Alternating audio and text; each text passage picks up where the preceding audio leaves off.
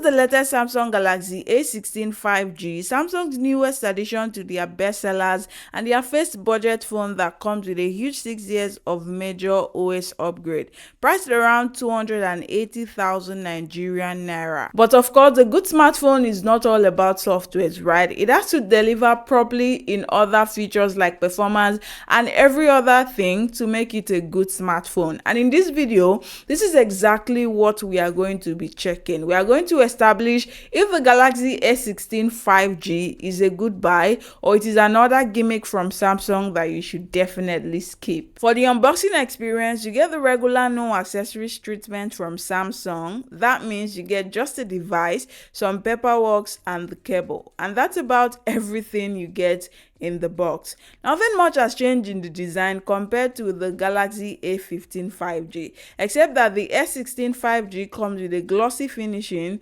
instead of the matte we usually get. But overall, the build quality is plastic. You get an IP54 rating for splash and dust resistance. However, be rest assured that this device is definitely going to break if you drop it on hard surfaces, and that is because Samsung is not giving us that durability guarantee that we get from other smartphones from other different brands. And also, Samsung removed the headphone jack from the S16 5G, so that means we'll be saying RIP to the headphone jack and kissing it goodbye. Sad though, but that is Samsung for you. Samsung still maintain their conventional design for the S series on this one too. The Galaxy A16 5G comes in 4 colors, that is the blue black, the light gray, the gold color and the light green color.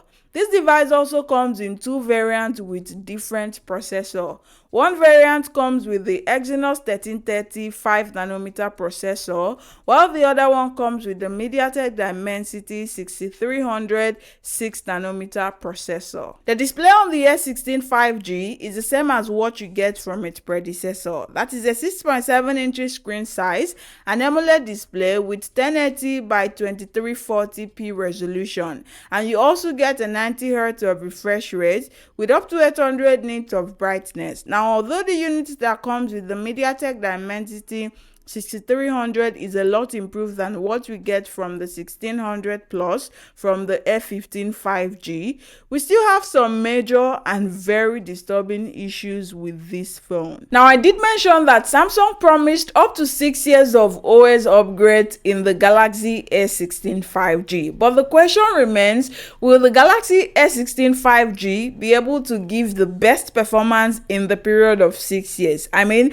will it be able to carry all of that upgrades that is going to be thrown to it within that period of time? And also, who would even want to use the Galaxy A16 5G in 2030? I mean, I say all of that because even though this device was just recently released, you still notice a lot of lags in the software and delays in opening applications. The device suddenly becomes slow and very sluggish, especially when you've stayed in one application for a while, like say for instance you were gaming and then you close the application to try to open another application. And it still surprises me that in this age and time we still have to deal with Samsung's bad UI experience. This device comes with a single speaker, but I feel like Samsung could have done a lot better. I mean, there are other competing brands of smartphone that gives dual stereo speakers and produces way better sound quality than the A16 and still selling for the same price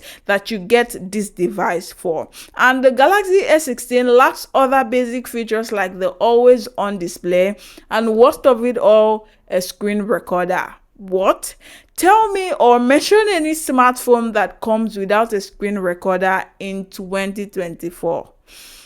So bad. Another thing that bothers me so much is that Samsung decided that this time they were going to pre-install the Phoenix browser in a Galaxy device. I mean, how did we get here? From where to where? More like saying from top to bottom. The president of the country said that, not me. But why? What is happening with Samsung? Someone definitely needs to be queried in that team. And I, for one, am definitely ashamed for Samsung on this one. This device can only handle light gaming, but that does not make it a gaming phone at all. Again, do not expect a better gaming experience than the previous A15 5G. For memory, you get 4 gig of RAM to up to 8 gig of RAM and 128 gig to up to 256 gigabytes of memory storage, which can be extended all thanks to the external SD card slot. Nothing has really changed in the camera. You still get the same old 50 megapixel main camera, 5 megapixel ultra wide lens, 2 megapixel macro lens, and a 13 megapixel selfie camera. And lastly, the device comes with 5000 mAh battery capacity and supports up to 25 watts fast charging. Personally, I am not particularly impressed with the Galaxy A16 5G. So for me, it is definitely not a good deal. So if you already have the A15 5G from earlier this year, I advise you still keep it. But if you decide that you're going to be going for the Galaxy A16 5G just because you love it and you love to try that out, then I can recommend to you that there are other better performing devices in this price range that offers much advanced feature, better performance, and it is just way better than what you would ever think of the Galaxy A16 5G. No shades intended at all. And just in case you're looking to try out other options that is definitely not the Galaxy A16, then I'll tag them in my description so you can check just in few seconds when we're done with this one, because I am definitely and so much disappointed with this device. And I'm sure it's not only me, other people are too. I mean, look around, everybody is complaining, and I wish Samsung would do something about this. But what about you? What do you think of this device? Let me know in the comments, and also don't forget to like and subscribe to support the channel and help us grow. And that being said, until the next one, bye for now.